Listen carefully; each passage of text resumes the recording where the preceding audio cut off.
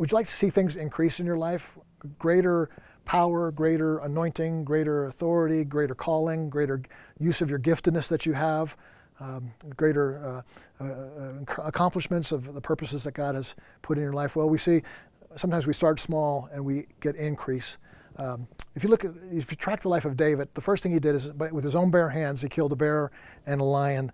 But then all of a sudden God says, let me give you an increased tool. And he gives him a sling with stones, and he then conquers a giant.